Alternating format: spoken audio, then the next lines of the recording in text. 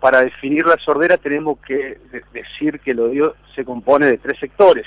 El oído externo, donde generalmente se acumula lo que todos conocemos como el tapón de cera, el oído medio, donde están los huesecillos, y el oído interno, donde está la estructura nerviosa, digamos, y la que es la encargada de procesar el sonido y enviarla hacia el cerebro.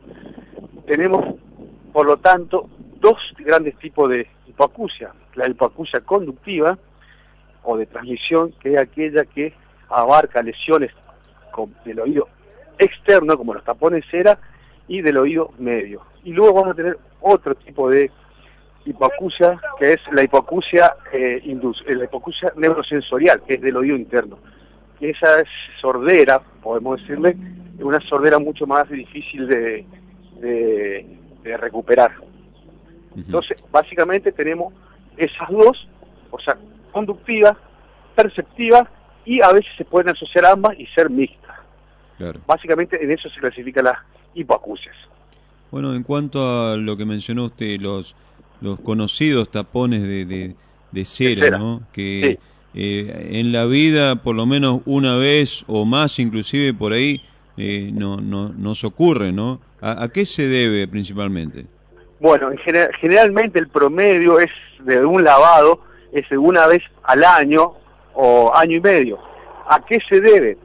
Es una excelente pregunta, porque nosotros tenemos tapizados ambos conductos externos por unas pequeñas células, que son una cantidad entre 2.000 y 3.000 en cada conducto, que son encargadas de secretar la cera, que justamente tiene una importancia vital para el buen funcionamiento del oído, ya que es lubricante, es antibacteriana, antifúngica, o sea, tiene una función específica. Por eso no hay que volverse loco, mal decirlo, como para estar todo el día tratando de rascarse o sacarse. Es una cosa habitual, común, y así tiene que ser. Tiene que haber cera en el oído.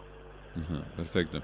Bueno, si hablamos de las razones, de las causas en sí, de que una persona de a poco vaya perdiendo la capacidad de oír, ¿cuáles son las causas? Bueno, las causas generalmente, como siempre uno dice, es el envejecimiento fisiológico, ¿no es cierto?, de toda persona a partir de los 35 años, y a eso se le llama presbiacusia. Lo mismo que uno va perdiendo la visión, se llama presbicia, esto es una presbiacusia. ¿Y a qué se debe? Se debe básicamente al envejecimiento de las células ciliadas, tanto internas o externas, que están adentro de la cóclea del oído interno. Esas células se van desgastando, ¿no es cierto?, y se va produciendo, en realidad no es que se produce una hipoacusia, o sea, una sordera en sí, lo que se produce es en realidad es una falta de discriminación de la palabra. El paciente escucha, pero no entiende lo que le dicen, por eso son cosas diferentes, es una falta de discriminación de la palabra, y eso se debe a lo que acabo de decir. Ajá. Bueno, si hablamos de este tiempo moderno, Simes, donde sí, estamos expuestos al ruido, ¿no? Estamos expuestos a altos volúmenes, inclusive nosotros, ahora yo mismo estoy conversando con usted y sí o sí tengo que usar un auricular para poder comunicarle y escucharlo atentamente a usted. Le sumo a esto la exposición que tienen los niños y adultos en la utilización de los celulares con los auriculares. Sí, es la nueva pandemia del siglo, ya que está hablando de pandemia justamente, y es muy importante lo que usted me está diciendo, porque el problema no solamente que ocurre con los traumas acústicos, estos son llamados traumas acústicos que pueden ser agudos o crónicos. Agudo es, por ejemplo, un cohete, un disparo, una arma de fuego que produce ya una lesión definitiva. En cambio, el crónico es cuando se da en el tiempo. Pero ¿qué es lo que pasa? Aparte de producir la hipoacusia, va a tener otra sintomatología, que la que yo siempre le digo a mis pacientes, la va a tener toda la vida y es irreversible, que es el zumbido, el acúfeno o tinnitus. Una cosa absolutamente incómoda y que, como siempre les digo a la gente, no tiene solución. Eso trae aparejado hipertensión, problemas de sueño, mal comportamiento de los chicos. Por eso es muy importante la protección, ¿no es cierto?, de los oídos, sobre todo en los chiquitos, donde recién se está desarrollando el sistema nervioso central y el sistema auditivo. Si podríamos mencionar así brevemente, ¿cuáles son los cuidados que debemos tener con el oído? Y mencionó a los niños ya pensando desde chicos.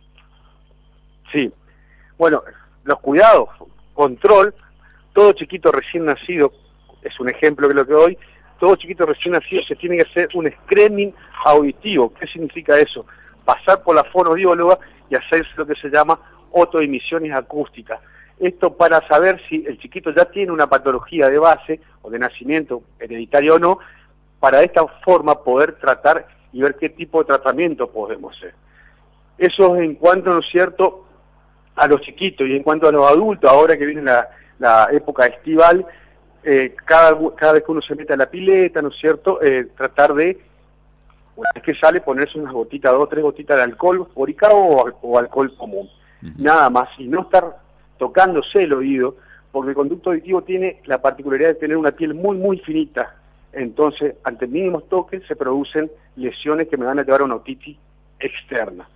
Y en cuanto a los ruidos, como bien dije, los ruidos más dañinos para el oído son los ruidos agudos, porque el oído no está preparado, ¿no es cierto?, como para defenderse de esos ruidos. En cambio, sí, para los graves tiene mecanismos musculares y de tendones que hacen que se contraiga todo el sistema osicular, o sea, de la membrana timpánica, para proteger que ese ruido no llegue hacia el oído interno.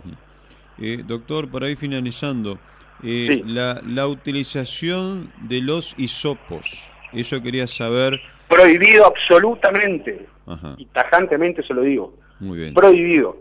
Lo único que hace el tapón de cera es compactar la cera, llevarla hacia el conducto auditivo, hacia la parte posterior, y he visto muchos accidentes donde se produce una perforación timpánica, por la cual no solamente vamos a tener problema ahora de la sordera, sino para reparar este daño tenemos que hacer una cirugía. Están contraindicados, están prohibidos los cotonetes, que no tendrían que estar siquiera en el mercado. Pero bueno, ese es otro tema. Bueno, y increíblemente, ¿no? ¿Durante cuántos años se utilizó los hisopos, no? Sí, sí, es una cosa que lo tendría que estar en el mercado. Yo le digo la verdad, una o 2 veces por mes, tengo chiquitos o adultos inclusive que vienen con daño no solamente en el tímpano, sino en el conducto auditivo, con sangrado del oído por el uso de los accidentes domésticos, inclusive que se producen con el cotonete, ¿sí? Claro. Así es. Bueno, finalmente agradeciendo su gentileza, en Misiones específicamente, ¿existe alguna estadística, un control de cuántas personas tienen problemas de sordera, ya sea parcial o total? No, la total es más que nada por problemas, como bien dijimos, genéticos o hereditarios. Y en parcial es aproximadamente un 5 pacientes cada 100.000 habitantes, más o menos la estadística que estamos teniendo. Uh-huh. Es una estadística bastante importante, por eso repito, el screening auditivo, todo bebé recién nacido no puede salir del nosocomio, tanto sea del sanatorio o de como es un hospital, sin haberse hecho, las otoemisiones acústicas. Eso es, aparte es una ley nacional, es obligatorio. Uh-huh. Doctor, ¿dónde atiende usted normalmente? Yo estoy en el Sanatorio Simes, que queda por calle Córdoba, 2443, entre Sarmiento y San Luis. Uh-huh.